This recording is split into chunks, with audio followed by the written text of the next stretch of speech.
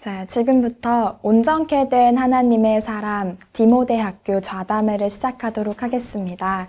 저는 오늘 사회를 맡은 인덕원 교회의 한예호 자매입니다. 네, 안녕하세요. 네, 자, 돌아가면서 한 분씩 자기소개를 좀 부탁드리겠습니다. 반갑습니다. 저는 디모데학교 교장 일을 맡고 있는 이상은입니다. 네, 안녕하세요. 저는 디모데학교 교무연구부장이고요. 그리고 국어교사로 또 학생들과 함께 지내고 있는 나상엽이라고 합니다. 안녕하세요. 저는 안성교에서 주님을 섬기고 있고요. 두 아이를 디모데학교에 보내고 있는 학부모 이응복 형제입니다. 반갑습니다. 반갑습니다. 오늘 참 귀한 걸음을 해주셨는데요. 우리 선생님 두 분과 또 학부모 한 분을 이 자리에 초대하게 되었습니다. 자, 시작하기에 앞서서 우리 학교에 대해서 좀 간략한 소개를 좀 들어볼까 하는데요. 디모데 학교는 어떤 학교인가요?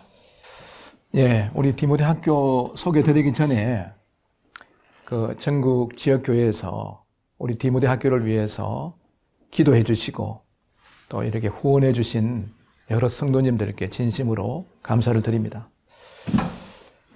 우리 디모데 학교는 박준영 형제님을 비롯해서 7분의 형제님들이 우리 그 청소년들을 잘 준비하지 않으면은 이 하나님을 경외하는 다음 세대가 아니라 여호와를 알지 못하는 다음 세대가 된다는 그런 것을 깨닫고 2010년부터 그 기독교 교육 세미나, 기도회, 또 해외 기독교 학교 등을 방문하면서 준비해오던 중에 2015년 3월에 우리 학교가 개국이 되어서 이제 만 5년째를 맞이하고 있습니다. 예. 우리 이 디모데 학교는 기독교 대안학교로서 기독교 세계관에 의해서 교육이 이렇게 진행되고 있고 이 교육의 목표는 이 지역교회와 한국 사회에 꼭 필요한 이런 인재들을 배출하는 것이 우리의 교육의 목표로 삼고 있습니다. 네, 벌써 준비하신 기간만 합쳐도 10년이 훌쩍 넘는 시간을 지나오셨네요. 네. 아까 기독교 대안학교라고 말씀하셨는데요. 일반 학교와 다른 점은 어떤 것들이 있을까요? 예. 많은 분들이 이런 생각을 할 수가 있습니다. 주변에 일반 공립학교들이 많이 있잖아요. 많이 있는데 또 구태여 이런 학교를 설립해야 되느냐 이런 의문을 가질 수가 있어요. 그 타당한 의문이라고 생각이 됩니다. 그런데 사실 우리가 생각해 보면은 이 공립학교에 좋은 점도 있습니다. 많이 있습니다. 그렇지만 현실적으로 보면은 우리가 이제 교육이라는 것은 어떤 세계관, 어떤 이념에 의해서 교육이 되느냐에 따라가고, 특별히 청소년기에는요, 그 사람의 정체성이나 가치관이나 세계관이나 많은 부분에 영향을 끼치고 있습니다. 근데 이 공립학교는, 인본주의 세계관에 의해서 교육이 되고 있다는 겁니다. 여기서 이야기하면요, 모든 만물의 중심이 사람이다. 그러니까 우리는 하나님이 천지를 창조하셨고, 또 그분이 만물의 주인이시고 그 아들 예수 그리스도가 인류의 구주주라는 이런 기독교 세계관에서 하고 있는 거예요. 또 주변에 보면은 이 공립학교에서 보면은 지금 인성교육이 거의 없습니다. 인성교육 부재고, 그 다음에 교사와 학생 간에 신뢰와 사랑이 없는 그런 지식 전달 교육이 이루어지고 있는 거예요. 그뿐만 아니라 그 하나님께서 사람을 창조하실 때 태어날 때 모든 사람에게 준 재능이 있어요. 그리고 구원받게 됐을 때 주어지는 은사가 있습니다. 이런 재능과 은사가 고려되지 않는 대입 입시의 획일적인 교육이 지금 교육에서 지금 진행되고 있는 거 아닙니까? 그 다음에 우리에게 준 창의성이 결핍된 주입식 다 암기하는 거예요. 공부 잘하는 학생은 시험 치고 잊어버리고, 공부 못하는 학생은 치기 전에 잊어버리는 거, 그런 거예요. 예. 그 다음에 이 공동체가 없는 경쟁에 의한 개인주의 교육입니다. 내가 그 학생이 좀 더 공부를 잘하게 되면 내가 등급이 떨어지는 거예요. 1등급인 것 같으면은 4%에 해당하는데 그 친구가 들어가면 내가 2등급으로 떨어지기 때문에 그런 개인주의 교육입니다. 그 다음에 대부분의 학교는요, 100%는 아니지만은 선행학습이 진행되고 있는 거예요. 그걸 학원에 가서 선행학습을 해버리면은 오면은 그 교실 안에서 교육이 제대로 안 되는 거예요. 이미 학원에서 선행학습했기 때문에. 유럽 같은 선진국은요, 이 선행학습 못 하는 거예요. 그 대답됐기 때문에 그 시간에 엎드려 잡니다.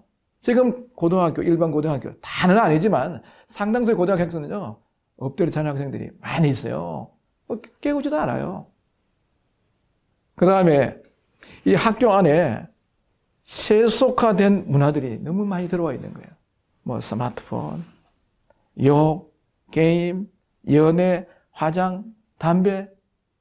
뭐 요새는 그 어떤 학교들은 뭐 학생들이 너무 담배를 많이 피우니까 화재 위험성이 있으면 저기 뒷자리 준비해 놨으니 거기 가서 피우라 했는데요.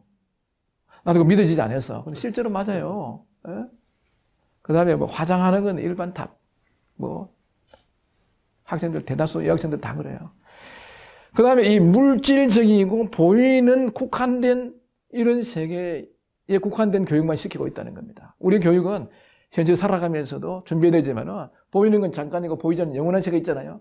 그 내세까지 연결되는 그분이 우리를 창조하시는 그런 목적이 무엇인지 이런 것들을 잘 깨닫고 또 하나님을 사랑하고 사람을 사랑하면서 이렇게 살아야 되는 그게 교육 아니겠어요? 네, 그렇습니다. 네, 정말 이 시대가 가는 흐름과 다른 길을 가는 학교인 것 같습니다. 우리 학교의 정말 정체성을 드러내는 것이 학교의 교훈일 것 같은데요. 디모데학교의 교훈은 어떤 것인가요? 예, 우리 학교의 그 교훈은 우리 학교에 이제 로비에 들어오면 붙어 있습니다. 교훈은 여호와를 경외하는 것이 지식의 근본. 우리가 이제 줄여갖고 여경지근이라 그래요. 왜 이 여호와를 경외하는 것이 중요한 거냐? 이 전도서 12장 13절에 보면은 이대 결국을 다 들었으니 하나님을 경외하고 그 명령을 지킬지어다. 이것이 모든 사람의 본분이라 그랬어요. 하나님을 경외하는 것은 어떤 뭐 기독교인들은 뭐 경외하고 아니 그런 게 없는 거예요. 이건 모든 사람의 본분 마땅히 해야 되는 것입니다. 그 인간의 본분으로서 그러하고 이 하나님을 경외하는 것으로부터 사실은 교육이 출발되는 겁니다. 우리는 이 여호를 아는 것이 지식의 근본이라 그러는데 영어 성경에 비기닝가 시작이라고 되어 있어요. 그리고 하나님을 경외하는 거기서부터 교육이 출발하는 거예요. 그래서 하나님을 경외하게 될 때 그 하나님 권위를 인정하니까 집에 가면 부모님을 공경하게 되고 또 학교에 오게 되면 교사의 권위를 인정해서 순종하게 되고 그리고 그 수업 시간에 경청하고 또 이렇게 하기 때문에 이 교육에서 매우 중요한 것이 사실은 하나님을 경외하는 거예요. 지금 일반 공립학교에서 설 수도 없을 뿐 아니라 우리는 기독교 대안학교로서 이 교훈을 써서 하는데 이건 매우 중요하다고 생각하고 있고 참 이 교육 우리 학교의 이 교훈이 계속해서 이어지길 바라고 그런 교육이 잘 올바른 교육이 되기를 바라고 있습니다. 네, 감사합니다. 정말 여호와를 경외하는 것이 지식의 근본이라는 그 학교 교훈대로 하나님을 기쁘시게 하는 학교가 아닌가 싶은 생각이 듭니다. 실제로 이 학교에 다니고 있는 학생들은 어느 정도 되는지도 궁금해지는데요. 어떤 몇 명 정도의 학생들이 지금 학교에 다니고 있나요? 예, 저희 학생들이 아까 교장선생님 말씀하셨는데요. 2015년도에 개교했을 때는 12명이었습니다. 12명. 그때 중등과정 1학년, 2학년 이렇게 입학을 받았었는데 중등과정 1학년 학생들이 4명, 2학년 학생들이 8명, 12명이었고요. 그때 교직원 수가 13명이었습니다. 그래서 학생보다 교직원이 더 많은 정말 꿈같은 학교였고요. 어쨌든 주님 은혜로 저희 학교가 이제 매년 그 학생들이 계속 보내주셔서 뭐 12명으로 시작했다가 36명, 50명대, 80명대 이렇게 왔다가 5년차 지금은 총 학생이 96명입니다. 중등과정이 48명, 또 고등과정도 48명. 이게 저희가 의도한 건 아닌데 딱 숫자가 맞게 되어 있고요. 또 이번에 또 한번 또 살펴보니까 남학생 수가 그 중에서 53명이고 여학생 수가 43명. 조금 남학생이 많더라고요. 어쨌든 그런 상태에 있고요.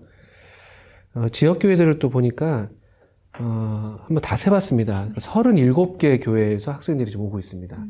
제일 멀리서 어디서 올 것 같아요? 제가 맞는지 모르겠는데 거제교회, 거제도가 제일 먼 것 같아요. 거제도, 울산, 뭐, 진해 이 아래쪽에서부터 오기도 하고요. 또 우리 아까 우리 학부모님 계신데 여기 그냥 안성, 그냥 학교가 있는 안성에서 오는 학생들도 있고요.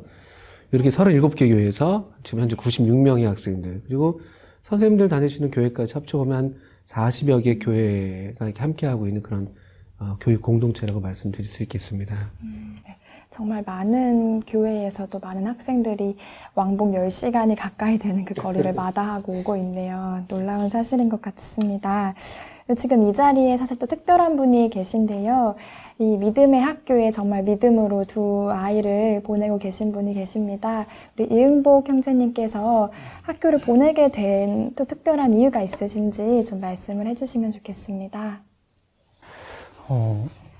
지금 생각해 보니까 디모데 학교가 안성에 없었다면, 그리고 제 큰아이가 첫 해 입학생이었다면 아마 다른 선택을 했을지도 모르겠습니다. 근데 두 가지 이유 때문에 두 아이를 디모데 학교에 보내게 됐는데요. 첫 번째는 여기도 이제 미래교육위원회 이렇게 위원으로 계셔서 거의 10여 년 동안 이렇게 수고하시는 분들 계신데, 수차례 미래교육 세미나 관련한 이런 공문들이 모임에 왔었거든요. 근데 그 공문을 이렇게 보면서 누군가는 귀한 일을 하시는구나 이렇게 생각을 했지만, 저는 관계없는 좀 이렇게 그런 생각을 했었죠. 그때 전후로 해서 저희 안성교회에서 새로운 예배당을 위해서 이렇게 교회적으로 기도하게 됐었고, 얼마 전에 기숙사 재건축을 위해서 이렇게 소멸된 그 3층 건물이었던 그 예배당을 저희가 이제 경매로 주님께서 허락하셔서 받게 됐는데, 그 계기를 통해서 좀 많은 일들을 이제 하나님의 역사를 실제적으로 체험했다고 생각을 합니다. 저희는 재정이 넉넉한 편이 아니었기 때문에 그 건물을 유지하려면 일부 층들을 이렇게 임대를 줘서 임대 수익을 얻어야 될 것 같다라는 의견들이 많이 있었고, 그래서 실제로 무슨 뭐 부동산 사무실이나 아니면 유치원이나 식당이나 이런 것들로 임대를 주고 나머지를 예배당으로 써서 실제적으로 건물을 이제 유지해야 되겠다 이런 이제 의견들이 다수 있었는데, 어찌됐든 이제 교회적으로 같이 기도를 하게 됐고, 기도하던 중에 정말 그 의도치도 않았는데 디모데 학교가 저희 예배당 그 건물로 들어오게 된 거죠. 그 과정들을 쭉 보면서 이건 하나님이 하셨다라는 명확한 이런 답변을 할 수밖에 없는 이런 간증거리였기 때문에 디모데 학교는 하나님이 세우시고 인도하신다라는 정확한 믿음이 있었고요. 두 번째는 현 공교육 시스템을 이제 직간접적으로 겪게 되는데요. 저희 아이는 이제 그 2년차 때 되던 이제 2016년 정도에 이제 입학을 하게 된 경우인데, 1년 동안 아이들이 먼저 입학을 해서 변해가는 모습을 봤어요. 처음에는 뭐 욕도 좀 있었던 것 같고, 유행가라든지 뭐 하여튼 다양한 사건들이 있었는데, 근데 이 아이들이 어느 순간 인사도 너무 잘하고 얼굴이 환해지고, 뭐 화장하는 아이도 하나도 없고, 모이면 찬양을 부르고, 너무나 이렇게 부러운 모습으로 변해가는 걸 봤습니다. 그래서 두 아이를 할 수 있으면 이 디모데 학교에 보내고 싶다 이런 결단을 하게 된 것 같습니다. 예. 정말 그 시작부터 지금까지 사실은 하나님이 하고 계신 그 역사의 현장에서 실제로 또 보시고 또 믿음의 선택까지 하신 것 같습니다. 또 이 자리에 사실은 또 학부모님이 한 분 더 계십니다. 선생님이자 또 두 아이의 학부모이신 나상엽 선생님께서는 어떻게 또 두 아이를 학교에 보내게 되셨는지 좀 얘기 좀 해주시면 좋겠습니다. 글쎄요, 사실 이게 저로서는 너무 이게 특별한 고민이 있었던 게 아니라 너무 자연스러운 그냥 결정이었던 게 뭐 그럴 수밖에 없겠죠. 제가 학교에 이제 몸담고 있고 또 제가 학교 교육을 하고 있고 또 제가 하는 것 이상으로 우리 선생님들이 또 하는 걸 제가 지켜보면서 우리 아이들 여기 안 보낼 이유가 없는 것이죠. 이렇게 좋은 기회가 열려 있는데 이거는 뭐 저로서는 뭐 다른 뭐 고민이나 여지가 없을 정도로 그냥 너무나 자연스러운 결정이었다. 또 사실 뭐 부모로서 뭐 악한 자라도 자식에게 좋은 걸 줄 안다고 말씀하셨는데 제가 이게 나쁘다고 생각하면 전혀 보내진 않았을 텐데 너무나 저한테는 너무나 자연스러웠고 아까 말씀하신 것처럼 제가 우리 학생들 보면서 우리 아이들도 우리 자녀들도 여기서 같이 배우면 얼마나 큰 도움이 될까 이런 생각들을 뭐 하게 되고요. 또 아시겠지만 교육이라는 게 결국 이제 시간의 투입이잖아요. 결국 기회. 네, 어떤 기회들이고 또 시간이 얼마큼 무엇을 많이 받았느냐에 따라 결정되는 것이 그런 또 중요한 시기인데 사실 저도 이제 일반 학교에서 이제 학생들 지도해 보고 했었습니다만 그 어떤 영적인 성장, 어떤 전인적인 성장을 위해서는 그 성장을 위해서는 반드시 투입이 필요한 것인데 그런 면에서 이렇게 뭐 주중에 뭐 또는 주일에 그냥 교회학교 수준으로 현재 우리 교회학교 수준으로는 좀 많이 부족한 게 사실인데 너무 좋은 기회죠. 이렇게 시간이 투입되고 또 영적인 것들이 공급되는 교육 기회는 특권이죠, 특권 사실. 그래서 너무 기쁘게 선택을 했고 다만 이제 아이들이 큰 아이는 뭐 그냥 무난하게 이제 학교에 진학을 했는데 둘째 아이 같은 경우는 조금 이렇게 처음에 6학년에서 중학교 올라올 때 그때 이제 친구들이 막 좋아지니까 좀 어려움이 있었는데 근데 주님이 이제 어쨌든 아이에게도 이제 말씀해 주시고 결정할 수 있게 해주셨고 또 그래서 아이가 학교 들어와서 어버이날이 됐을 때 저한테 편지를 썼는데 그 둘째 아이가 아빠 디모데 학교에 보내주셔서 정말 감사합니다 이렇게 편지를 보내와서 너무 참 기뻤고 지금도 너무 참 잘 즐겁게 다니고 있어서 특별히 교장 선생님께 다시 한번 감사의 말씀을 드립니다. 놀랍네요. 우리 단순히 교사들이나 학부모들만의 의견인 것이 아니라 실제로 아이들 마음에 변화가 있고 아이들이 하나님을 경외하는 삶을 쫓아가는 것을 볼 때 참 큰 기쁨이 되는 것 같습니다. 또 학교에서 참 중요한 것이 단순히 학생들이 아니라 가르치는 교사일 것 같은데요. 우리 디모데 학교에는 어떤 선생님들이 오시고 또 어떤 분들이 지금 계신지 좀 설명을 해주시면 좋겠습니다. 이 부분은 일단 우리 학교의 교사의 자격을 제가 이야기하고 나 선생님 뒤에서 좀 이렇게 말씀해 주셨겠습니다. 우리 학교는 그 일반 학교하고 틀려서 좀 교사 자격이 조금 까다롭습니다. 4가지가 있습니다. 첫 번째 뭔가 하면요. 거듭나야 된다는 거예요. 왜냐하면 영적인 이런 사역을 해야 되기 때문에 아무리 전공적인 잘 가르친다 하더라도 거듭나지 않으면 안 되는 거예요. 첫째는 거듭나야 된다. 두 번째로는 이 다른 그 공교육에 비해 갖고 우리가 좀 보수라든가 이런 게 그만큼 따라가지는 못해요. 한 80%, 90% 접근하고 있는데 소명이 있어야 됩니다. 내가 하나님 분명히 나를 부르셨다. 그 다음에 이제 이 세 번째로는 인격적 자질에 대해서 교사로서의 합당한가. 그 다음에 네 번째는 아무리 거듭나고 인격 자질이 훌륭하고 소명이 있다 할지라도 전문성이 결여되면 안 되는 거예요. 수학이면 수학, 국어면 국어, 영어에 대해서 누구보다 잘 가르칠 수 있는. 그런데 대부분 중요한 과목들은요, 다 사범대 출신들이에요. 어떤 분들 이런 생각을 해요. 뭐, 디모데 학교, 뭐, 조그마한 구석에서 그냥 성인들 좀 이것저것 할 일이 없는 사람들이 모여서 하는 겁니다. 그런 오해들 하는 분이 있어요. 그래서 학교 와갖고 애들 얼굴을 보고, 선생님 만나보고, 시설 보고 나서, 이거 생각을 다 바꾸는 거예요. 훌륭한 분들이에요. 정말이에요. 이건 교장이니까 좀 과하게 얘기하는 것 같은데, 그랬더니 거짓말하면 안 되는 거예요. 진심으로 얘기하는 겁니다. 한 번 만나보세요. 정말 얼마나 훌륭하고, 이제 나선생님 벼락하고 아주 학교 다닐 때 공부 잘하신 분들이에요. 그리고 아주 또 전공을 사범대에서 전공하신 분들이에요. 전 주요 과목은 다 사범대 출신들입니다. 또 아닌 분은 계세요. 그분들 이제 중국어 같은 분은 중국에서 흑룡광대학 중문학과 나오신 이런 분들이 하는 거예요. 네. 근데 실제로 전문성까지도 갖춘 선생님들이 계시다는 것이 네, 참 인상 깊은 것 같습니다. 그럼 현재 지금 교직원 현황은 어떤가요? 네. 저희들이 지금 정교사라고 할 수 있는 선생님들이 지금 16분이 이제 상주에 계십니다. 우리 교장 선생님을 포함해서 16분이 상주에 계시고요. 또 이제 우리 주방에서 학생들의 음식을 맡아서 섬겨주시는 분들이 한 4분 계시고요.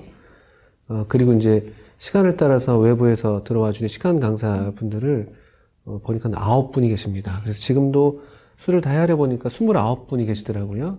학생 수가 96명인데 거의 30명에 가까운 교직원들이 지금 있다고 하실 것 같으면은 그냥 단순 수치상으로는 1대 3, 4 비율의 어떤 그런 학생 대 교직원의 비율이라고 볼 수 있죠. 예. 근데 어떤 분들은 이런 이야기 하는 거예요. 뭐 그렇게 숫자가 많냐, 선생님이. 만약인데, 왜 그런가 하면은, 나중에도 우리가 이 말씀을 나누겠습니다만은, 맞춤형 교육 과정이 있기 때문에, 상당히 그 외부에서 우리가 다 정식치고 교사로 채용하기 어려운 게 있어요. 근데 그런 분들이 맞춤형 교육 과정에서 투입되기 때문에 많이 소요되고, 또 수준별 수업을 해요. 그래서 많이 그렇게 소요가 됩니다. 자, 그러면 그렇게 자질이 훌륭하신 선생님들을 모집하는 데 있어서 사실 저희 모임 안에서만 교사를 모집하는 데 한계가 좀 있으실 것 같은데요. 뭐 어려움이 있으시진 않는가요? 그건 좀 사실 그런 면에 대해서 문제가 좀 있습니다.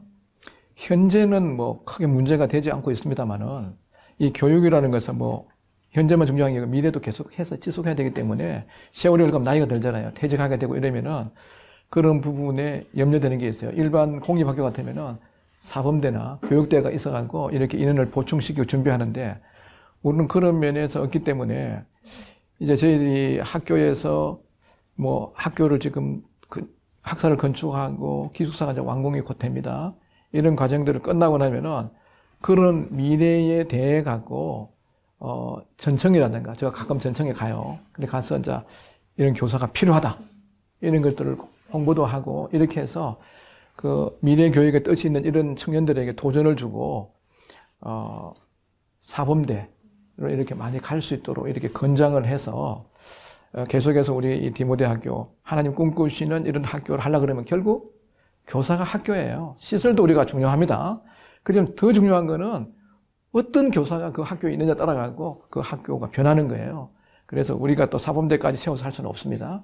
그런 한 측면이 있고, 두 번째는 그 기독교 대한연맹이 있어요. 우리가 이제 그 기대연회라고 그러는데, 그 기대연회에서 그런 부분에 대해 가지고 뭐 저희들 모임은 아닙니다만은 그런 신학교 안에서 기독교 대한학교를 위한 교사들 학과가 있습니다.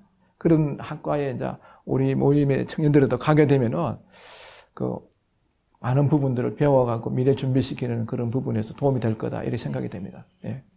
중요한 부분을 말씀해 주신 것 같습니다. 네, 감사합니다. 또 교사뿐만 아니라 사실은 학교의 시설도 아이들을 교육하는 데 있어서 굉장히 중요한 부분일 텐데요. 지금 현재 학교의 시설이라든가 뭐 교육 환경은 어떤 상황인가요? 네. 저희 학교 경기도 안성에 있습니다. 안성이 저도 이제 학교하면서 처음 와본 곳인데 아주 시골도 아니고 아주 도시도 아닌 아주 그 접경인 것 같더라고요. 그래서 제가 볼 때는 아이들한테 참 좋은 환경이에요. 일단은 자연이 바로 이제 그 주변에 있기 때문에 그냥 기본적으로 그 자연 환경이 주는 어떤 그런 정서적인 효과가 아주 큰 것 같고요. 아이들도 그래요. 안성이 참 시골인데 하나 좋은 건 참 노을이 예쁘다. 노을이 예쁘다고 합니다. 어쨌든 그런 게 하나 있고요. 실제적인 어떤 교육시설은 처음에 저희가 3년간의 안성교 예배당에서 참 너무 배려를 해주셔서 그곳에서 이제 함께 이제 왁자지껄하게 지냈는데요. 하나님 은혜로 이제 2018년도 작년이죠. 작년 3월에 우리 지금 새 건물을 준공해서 입주를 했습니다. 이 새 건물이 지금 뭐 화면을 보시면 아시겠습니다만 이게 오신 분들도 그렇고 이렇게 말하면 좀 너무 과장일지 모르겠지만 거의 한 어떤 대학교의 단과대 캠퍼스 같다 이런 얘기를 제가 최근에 들었습니다. 아주 디자인도 그냥 일반 학교 디자인이 아니라 굉장히 미적인 책을 이렇게 참 이렇게 접혔던 책이 펼쳐지는 것 같은 그런 디자인을 띠고 있죠. 아주 주변 풍광이랑 잘 어울리고요. 뭐 각 학급별로 이제 교실들이 다 있고 그리고 특별실들, 과학실, 음악실, 미술실, 요리실습실도 만들어놨는데 아직은 좀 활용은 못하고 있습니다만 그 외에 도서실, 정독실, 뭐 소그룹실, 멀티미디어실, 뭐 상담실, 보건실 등등. 또 4층에 이제 대강당이 크게 있어서 전체 미팅할 때 또는 뭐 아이들 실내 체육 활동할 때 또 예배실이 있어서 예배 또 어떤 일주일에 한 번씩 우리 함께 모여서 이렇게 말씀을 듣고 하는 그런 시간들이 또 거기서 활용할 수가 있겠고요. 놀랍게도 저희 학교 안에는 이것도 자랑이면 자랑인데요. 샤워실도 있습니다. 샤워실. 남학생 샤워실, 여학생 샤워실 이렇게 있어서 체육하고 나서 예, 아버님 할 때 딱 씻고 또 오고 저녁에 운동하고 또 공부하기 전에 딱 씻고 들어오고요. 가끔 안 씻는 친구들이 있지만 어쨌든 샤워실이 있습니다. 그리고 이제 밖으로는 운동장도 있어요. 보통 이제 이 정도 어떤 대안학교 시설로서 이 정도 사이즈를 갖추는 게 사실 쉬운 게 아닌데 하나님의 은혜인데요. 운동장도 지금 이제 풋살을 할 수 있을 그런 운동장이 조성이 돼 있고 옆으로는 농구장이 또 있어서 아이들이 요즘에는 한창 지금 너무 좋은 계절이어서 뭐 시간마다 나가서 뛰어노는 모습 보면 너무 기쁘죠. 그래서 그 농구장, 뭐 그런 운동장, 또 주변에 또 조경도 예쁘게 해놓으셔서 꽃들도 피고 있고 뒤쪽에 산책길도 뭐 원래 있던 길도 있고 개척하신 길도 있고 그리고 또 하나님 은혜로 학교 바로 옆에 저희가 원래 그 학교를 짓기 전까지는 이 부지가 학교 부지가 우리 노작하는 그런 1,500평 되는 땅이었거든요.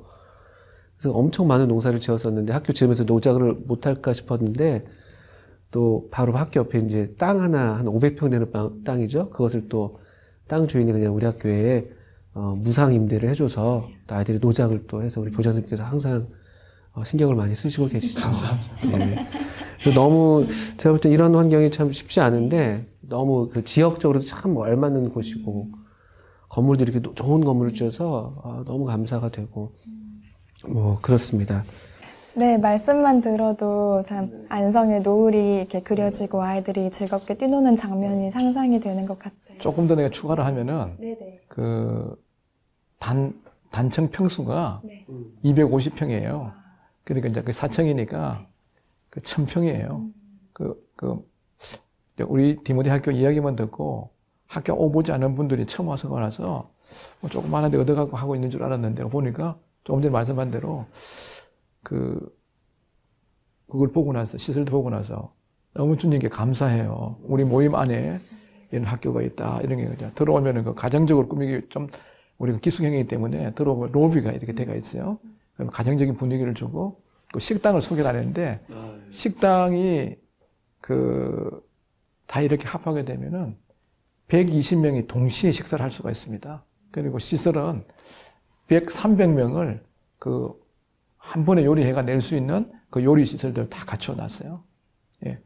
뭐, 여러 면에서 이제 CS라든가, 보건소라든가, 이런 데서 와 보고 나서 굉장히 깨끗하게 돼가 있는 그런 시설들, 또 어떤 분들은 그런데, 그냥 뭐 밥 해주는 거 생각하는데 조리사가 있어요. 아까 제가 소개했는데, 영양사가 있고, 조리사가 다 자기 갖고 있는 분이 와가 또 그 다음에 두 분이 이렇게 같이 해서 이렇게 하는데, 그런 면에서도 우리가 이제 잘 배우는 것도 중요하지만 청건 시절에 먹는 게 굉장히 중요한 거예요. 30년 동안 또 요리하신 그 박영식 형제님이라고 그 형제님이 그 인공 조미료를 쓰지 않고 다 이렇게 해서 학생들이 공부하는데 아직까지 뭐 음식 먹으면서 맛이 없다 이런 말들을 못 들어봤어요. 아주 뭐 다 있으면서 반찬순 조금 늘려줬으면 좋겠다 이런 이야기는 들었는데 맛은 다 있다고 그랬어요. 네. 지금 시설 말씀하시니까 갑자기 생각났는데, 저희가 그 안성의 숭인동이라고 거기서 2층에 이제 새 들어있을 때 한 30여 평 정도 되는 예배당을 이제 사용했었거든요. 근데 주님 저희에게 예배당을 주십시오 하면서 기도를 할 때, 그때는 왜 그런 기도 제목을 썼는지 모르겠는데, 약 2,000평 정도, 입을 크게 벌리라 뭐 이런 말씀도 생각나고 그래서 욕심이 너무 과하다 이런 생각하면서 서로 기도문을 보면서 웃기도 했었거든요. 2,000평 정도 되는 넓은 부지에서 아이들이 마음껏 뛰어놀 수 있는 그런 환경을 주시고 또 찬양이 끊이지 않는 이런 교회가 되게 해달라고 이렇게 기도를 했었는데 실제 저희 안성교회에서 그 경매 받았던 부지가 약 580평이고요. 또 디모대학교 부지가 1,480평 정도 돼서 합하면 2,000평입니다. 예, 2,000평이 조금 넘죠. 그러니까 그 기도를 정확하게 들어주신 거예요. 그리고 각 교실마다 지금 피아노가 다 있어서 매 쉬는 시간 뭐 여러 시간에 막 찬양이 넘치고 정말 그 응답이 너무나 정확하게 해주신 하나님께 감사드립니다. 그 피아노 얘기하니까 내가 생각이 났는데 원래 사실 우리가 피아노 한 대도 없었잖아요.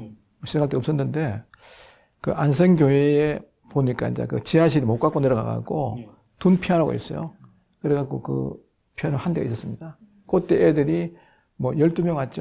처음 왔을 때, 우리 애들 있잖아요. 모드를 잘 맞춰요. 딱 그 태어날 때부터 교회를 다니기 때문에 1년 되면 딱 교회 모드로 맞춰버려요. 그래서 아 정말이에요? 그럼 학교 일반 공립부대면 공립학교 모두로 맞춰요.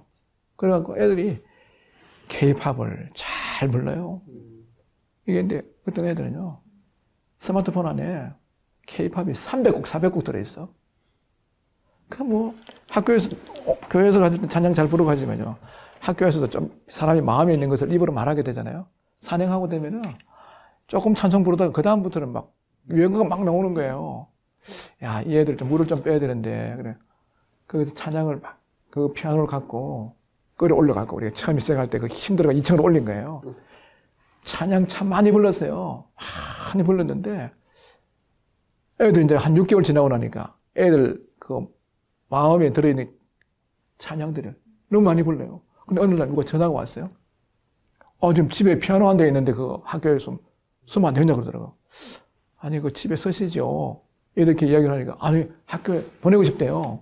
그 보내왔는데 그 피아노가 뭔가 하면요. 야마하예요. 650만짜리야, 그게. 그 지금 예배당에 서고 있는 그거예요. 아니, 그 이후로 또 피아노를 또 누가 보내준 거예요. 지금 현재 피아노가 한 12대 돼요. 나는 그래서 하나님 기도했어요. 하나님 왜 이렇게 피아노를 보내주십니까? 이렇게 기도를 하니까, 뭐 하늘에 음성 들린 건 아니에요. 굽이 갈라진 항소를 드림보다 여호와를 찬양하는 것을 하나님 더 기뻐하신다는 거예요. 야, 들으셨죠? 우리 학부모 뭐 교장은 항상 좋게 이야기하는 거예요. 학교에 대해서. 근데 두 분은 냉정한 거예요. 왜냐면 자기 자녀가 다니니까. 안 그러겠어요? 지가 교실마다 피아노 다 있습니다. 그래서 피아노 교실마다 있으니까 애들이 쉬는 시간, 점심시간 찬양하고 또 합창단. 우리 코람데오 글로리 합창단. 야, 감동입니다. 감동. 또 들으니까 그 지난번 듣고 나서요. 눈물 나더라고. 그럼데요 하나님 앞에서 이 합창 드리는 거 이번에 감동적이었어요. 조금 추가되는 걸 좀 이야기했어요. 네. 네. 시설 얘기하니까 한도 끝도 없이 얘기가 계속되는 것 같아요. 그만큼 하나님께서 많이 채워주시고 또 믿음의 기도에 응답하신 것들이 참 놀라운 것 같습니다. 조금 전에 또 그런 언급을 하셨는데 학교가 기숙형 학교잖아요. 지금 거제도에서 오는 학생들도 있다고 하시는데 그 아이들이 또 지내려면 집 같은 또 숙소가 있어야 되는데 지금 새로 또 기숙사 건축을 거의 다 하신 거죠? 어떻게 네. 지금 진행이 되어 가고 있는 건가요? 지금 올해 3월에 시공이 된 거예요. 기공식을 가지고 했는데 참 학교 건물 짓는 것도 사실 힘든 일이죠. 우리가 뭐 집 하나 지어도 뭐 5년, 10년 넘는다 그러는데 사실 이게 짓는다는 게 재정적이나 여러 면에서 참 힘든 그런 상황인데 뭐 학생들이 계속해서 이렇게 오게 되고 또 다 수용이 안 돼갖고 학교 밖에 아파트가 세 채가 있어요. 그곳에서 애들이 또 이렇게 왔다 갔다 하고 이런 걸 보고 그러면서 우리 이제 이 이사님들이 또 기도 가운데서 좀 힘들긴 하지만은 이 기숙사를 건축해야 되지 않느냐. 이런 기도 중에 이게 그 건축 가격이 설계가 많이 하는데 이 시대가 한 15억 8천이었어요. 그러니까 이거 한다는 게 쉽지 않는 거죠. 그렇게 기도하면서 하나님께서 이제 그런 하라고 하는 그런 부분에 확정을 받았어요. 그렇게 해서 시작이 돼갖고 현재 약간 늦어졌습니다. 원래 이제 9월 말에 하려고 했는데 좀 비도 오고 추석이 껴 있어갖고 했는데 지금은 거의 안에 이제 하는 건 다 끝났습니다. 교실, 기숙시설도 다 끝났고요. 준공 검사가 곧 들어가게 되는데, 뭐, 이달 말쯤 되면은 그게 될 거라 이렇게 보고요. 그 기숙시설은 전체 총 면적이 340평입니다. 340평이고, 그 이제 방이 약 한 30개나 돼요. 그리고 이제 1실에 4명이 들어가게 됩니다.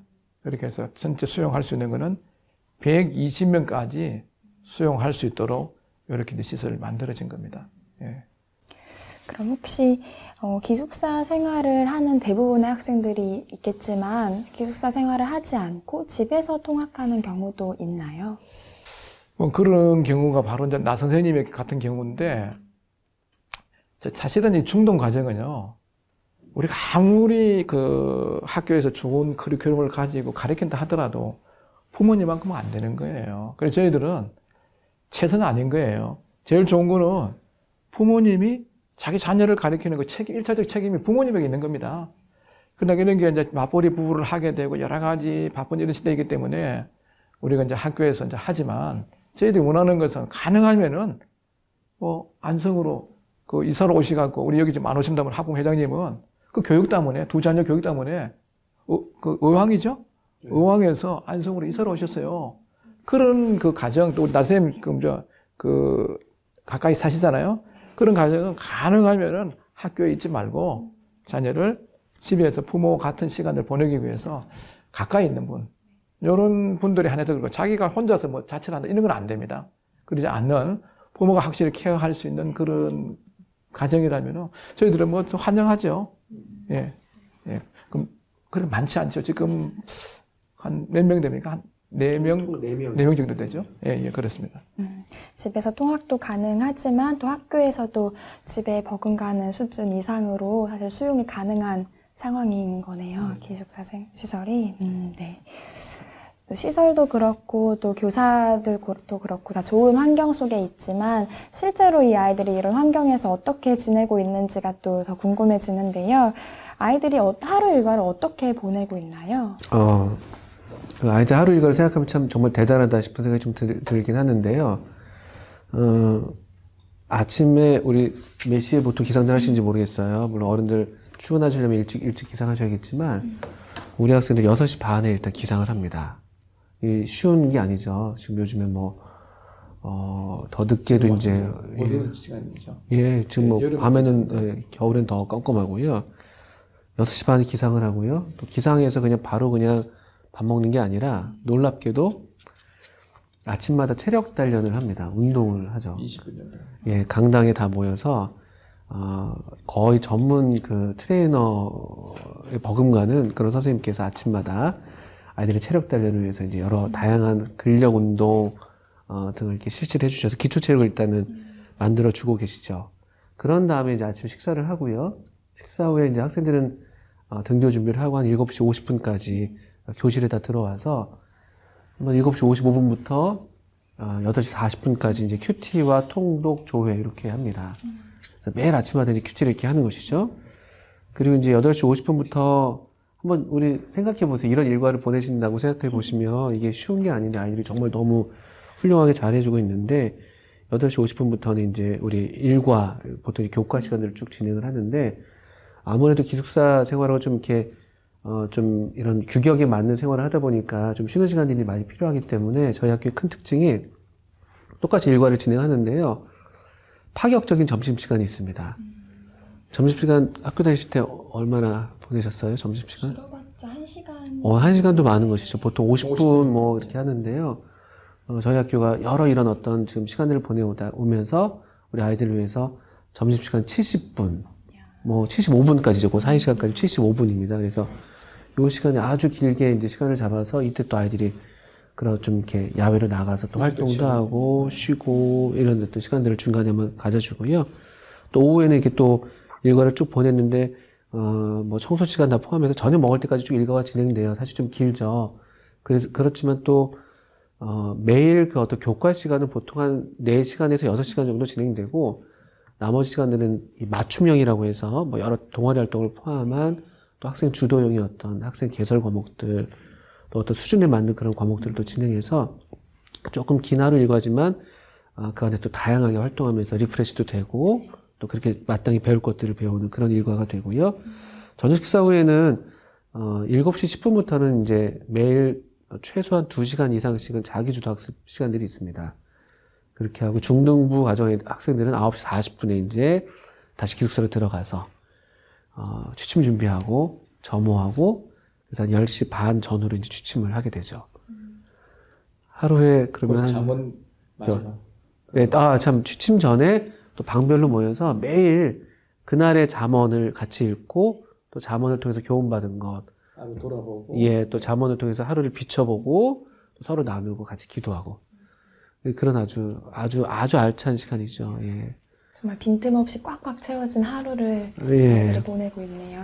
꽉 찼는데 또 안에 또 이렇게 쉴 틈들이 있고 그렇게 해서 어쨌든 사람 숨쉬고 살아야 되기 때문에 그렇게 학생들이 다행히 그래도 잘 이 시간들을 보내주고 또 성장하는 모습들을 보면 너무 기쁘고 대견하죠. 예, 그렇습니다. 이 과정이 상당히 유익하고 좋은 시간인데, 우리 학교 7학년, 그러니까 중학교 1학년에 해당하는 학생들은 조금 힘들어 하기도 해요. 그래서 그 부분은 그 담임 선생님이 융통적으로 이렇게 좀 활용을 해서 애들이 좀 그거 하면 이제 마지막 시간 같은 경우는 운동장에 나가서 좀 쉬게 한다든가 또 아니면 조금 저기 쉴 수 있도록 그렇게 해줘서 이게 아무리 좋은 교육이라도 이게 이 학생이 받아들이지 못하면은 안 되기 때문에 그런 거를 또 체력에 따라가고 연령에 따라가고 또 그렇게 조정을 하고 있습니다. 네. 실제로 그 7학년은 이제 취침 시간도 1학기 때는 더 일찍 재우기도 했었어요. 자습도 좀 더 좀 단축하게 하고 해서 어떤 체력을 많이 안배를 해야 되기 때문에. 예. 네, 그래도 이제 막 갓 초등학교를 졸업하고 나이가 적응하기에는 또 여러 가지 어려움들이 있을 수도 있을 것 같은데 우리 7학년 학부모님의 입장에서는 이 하루 일과에 대해서 어떻게 생각하시는지 좀 궁금한데요. 솔직하게 말씀드리자면 제가 그 환경이라고 해도 많이 힘들었을 것 같아요. 생각해보면 이제 초등학교 졸업해가지고 부모님 품을 떠난 이제 아이들인데, 기숙사 생활을 하면 뭐, 씻고 뭐 이런 모든 과정들 다 각자 자기가 알아서 해야 되는 거지 않습니까? 그러다 보니까, 초반에 많이 힘들어 하는 게 사실이고요. 심지어 이제 신혼이시잖아요. 우리 사회자께서는 이제. 근데 혹시 그 사이에 지금 아직 다투신 적은 없으시죠? 많이 다투죠. 아, 그 사이에도요? 네. 서로 이렇게 사랑하는 연인들 사이에서도, 연인들은 뭐 서로 잘 보이기 위해서 잘 안 싸우지만, 결혼하게 되면 이제 현실이다 보니까 많이 다투지 않습니까? 근데, 전국 각지에서 지내다가 자기만 알고 지내던 아이들이 기숙사 생활을 하다 보니까 서로 안 맞는 게 많죠. 그리고 지금은 기숙사가 완비되어 있어서가 아니라 이제 교실을 이렇게 좀 조정해가지고 임시로 살다 보니까 더 힘들어하는 경우가 있는 것 같고, 앞으로는 좀 이제 4인 1실 딱 쾌적한 환경이 되니까 좋을 텐데, 그래서 많이 힘들어 했던 것 같아요. 마지막으로 이제 중등 과정이라고 한다면, 네, 전에 이제 교장 선생님 강의를 들으면서 이제 저도 알게 됐는데, 사춘기 과정이 전후기 때문에, 사춘기는 이제 인생에서 어떤 사고 체계들이 가치관이 정립된 아주 중요한 시기라서, 근데 일반 학교를 다닐 수도 있겠지만, 우리 모임에서 운영하는 기독교 대안학교인 디모대학교에 보내신다면, 정말 기독교적 사고 체계가 또 확립될 수 있는 아주 좋은 시기라서, 힘든 과정을 잘 이겨내면, 정말 아이들도 부모님도 모두 다 이렇게 만족할 수 있는 그런 시간이 될 거라고 생각합니다. 예. 보통 이거 얘기하실 때 그런 얘기 많이 하셨던 것 같아요. 벌이, 뭐 어떤 벌이 일벌이 되고 어떤 벌이 여왕벌이 되는가. 어떻게 되는 것이었죠? 제가 잘 기억이 안 나요. 로얄 젤리. 갑자기 갑자기 생각이 나가지고. 예, 거기 이제 알을 놓잖아요. 알을 놓을 때는 여왕벌, 일벌이 없어요. 그 이제 거기서 뭐 일반적인 그 꿀을 먹느냐, 아니면 그 로얄 젤을 먹는 따라가고 여왕벌이 되기도 하고 또 일벌이 되기도 해요. 그래서 우리 청소년 시절은 참 이 육체적으로 성장하는 시기이고 굉장히 중요한 시기죠. 전 세계에서 이 기간에 그 한 사람의 자기 정체성, 또 무엇이 옳고 그런 것에 대한 가치관, 세계를 어떻게 볼 거냐에 대한 세계관, 뭐 품성 이런 것들이 많이 결정되는 시간이기 때문에 사실 우리 디모데 학교에 뭐 지적인 이런 부분만 위해서 보낸다는 것은 뭐 잘하지만 그런 것은 일반 학교나 혹은 학원에서도 참 잘 가르치거든요. 그 지금 뭐 그런 부분은 해야 되지만 그거를 넘어서야 되는 거죠. 이 우리가 이제 가치관 이런 것들은요. 보통 일반인 같은 경우에 하루에 한 70에서 80가지를 평범하게 살아갈 때도 순간순간 결정해야 되는 거예요. 여기가 이거 해야 돼. 저거 이런 게 있는 거예요. 그리고 어느 정도 리더급에 올라가게 되면은 한 120까지. 많게는 한 140 정도까지 이렇게 통계 자료입니다, 이게. 그렇게 해야 되기 때문에 그때 결정할 때 그 하나하나의 결정이 모여가고 그 사람의 인생의 진로, 운명이 결정되는 거예요. 이런 부분들은 그 청소년기에 가졌던 그런 정체성, 가치관, 세계관이 그 무의식 속에서 작용해서 나가기 때문에 굉장히 중요한 거죠. 이런 부분에 대해서 학부모님들이 좀 더 알았으면 좋겠다 이런 생각들이 듭니다. 예. 저도 아까도 일과를 쭉 얘기하는데 제가 이렇게 군대를 안 가서 잘 모르지만 이게 군대 거의 일과라고 그러더라고요. 군대보다 더 심하면 심하지 이런 얘기도 할 정도인데 보면 저 너무 대견하면서도 좀 그런 마음이 있기도 하고 힘들기도 한데 어떻든 말씀하신 것처럼 이런 시간들이 이렇게 쌓여서 정말 우리 아이들이 이렇게 우리 지민이가 아마 여왕벌이 될 거라고 저는 믿어 의심치 않습니다. 그리고 이제 과목 가르쳐 선생님도 있지만은 사감 선생님이 계세요. 남자 사감 선생님 계시고 또 여자 사감 선생님 계시는데 참 이 선생님들은 굉장히 중요한 역할을 해주고 있어요. 그냥 부모님의 역할, 언니의 역할, 오빠의 역할, 또 선생님의 역할을 같이 하는 거예요. 그래서 아침마다 제가 한 10분 정도 매일 보고를 받습니다. 일지를 갖고 와갖고 그 애의 정서적인 건 어떻느냐, 또 건강상이 어떻느냐, 또 영적인 어떤 부분이 어떠냐 이런 거를 체크를 하는 겁니다. 왜냐하면은 부모님이 못 해주잖아요. 여기 와 계시니까. 또 다른 선생님도 잘 하지만은 그런 부분들을 또 뭐 학과들이 있기 때문에 집사님 그거 다 체크를 하면서 또 개별 상담을 해줘요. 아, 얘는 지금 자기가 지금 받아들이기 어려운 그런 부위가 있다. 관계의 어려움, 또 환경의 어려움 이런 게 있으면요. 그런 부분들을 고려를 해가지고 어떤 때는 방을 또 재배치한다든가 너무 안 맞는 경우도 있어요. 우리 애들 특별히 이제 1인 1실을 쓰잖아요. 가정 안에서. 그러다 보니까 뭐 몇 명씩 이렇게 같이 공동체 생활하다 보니까 힘든 거는 힘든 거예요. 그걸 청소년에게 아직까지 어린 상태에서 막 믿음으로 몰아붙이고 뭘 너무 강요하기보다 걔가 어느 정도 수용할 수 있는 그런 것들을 이해하면서 성장할 수 있도록 기다려야 된다는 거죠. 그런 걸 고려를 해갖고 얘는 좀 정서적으로 좀 상담을 해줘야 되겠다. 상담 선생님 붙여주고 또 이런 정보를 공유하고 있습니다. 예, 예, 그렇습니다. 예. 정말 뭐 쉽지 않은 환경일 수 있겠지만 아이들이 훈련되어가는 중요한 과정이라고 생각이 듭니다. 그런 부분에서 실제적으로 학교에서 아이들을 케어하고 관리하는 것들도 중요할 것 같은데요. 아이들을 어떻게 사실은 관리하고 개별적으로 어떻게 케어를 하고 계신지 또 궁금합니다. 아까 이미 교장 선생님께서 어느 정도 말씀하신 부분이라고 생각이 드는데요. 일단 기숙형 학교다 보니까 그 사감 선생님들의 역할들이 정말 중요합니다. 그래서 다행히 근데 이제까지 또 하나님 은혜로 참 좋은 사감 선생님들 계속 보내주셔서 아이들이 여러 면에서 신체적으로도 정서적으로 돌봄을 많이 받았고요. 또 기본적으로 담임 선생님들이 항상 이제 또 담임 선생님들이 퇴근 시간이 있긴 하지만 아이들이 학교에 남아있기 때문에 항상 마음을 이제 아이들에게 두고 있을 수밖에 없는 상황이죠. 그래서 담임 선생님도 이렇게 파악하시고 또 돌아보시고 또 사실은 기숙형 이 특징이 잘 여러 가지 이제 선생님들에게 요구되는 것들이 많은데 거의 준 부모 역할을 해야 되기 때문에 아이들 몸이 안 좋거나 그러면 병원을 데려가야 되고 또 어떤 정서적으로 돌봐줘야 되고 영적으로도 상담을 또 해줘야 되고 그래서 또 그런 상담들을 또 수시로 이제 하게 되고요. 또 상담실이 있어서 또 다양한 선생님들 필요를 따라 상담을 하게 되고요.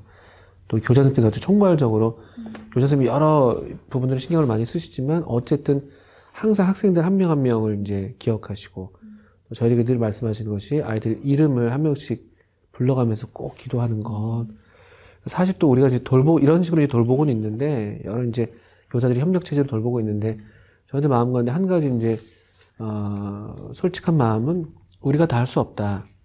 아까도 말씀하신 우리가 부모보다 우리가 못할 거다. 솔직히 이런 마음이 있고 거기 준하려고 하지만 또 설령 부모라도 우리가 못하는 부분이 사실 있는 게 사실이죠. 그래서 아까 말씀드린 것처럼 이제 기도죠, 기도. 그래서 또 하나님께서 우리 아이들의 마음을 직접 터치해 주시기를 또 어떤 안전을 돌봐주시기를 또 어떤 친구가 계서 어려움들, 맺힌 부분들을 또 이렇게 말씀으로 또 교훈해 주시기를 이제 그런 기도들을 많이 하는데 참 감사한 게 이제 큐티를 아이들이 매일 아침마다 하는 것들을 담임 선생님들이 지켜보고 또 큐티 내용들을 좀 이렇게 보기도 하고 나누기도 하는데 놀라워요. 아이들이 전 참 그게 너무 놀라운 경험인데 아이들이 그냥 영적으로 어리니까 별 생각 없을 거라고 생각하기 쉬운데 그렇지 않습니다. 이 아이들이 그런 문제들을 놓고 아까 이제 아이들도 기도할 수밖에 없는 거예요. 누구한테 해결을 다 해줄 수도 없고 부모님도 없고 어떤 면에서는 아이들도 기도할 수밖에 없는데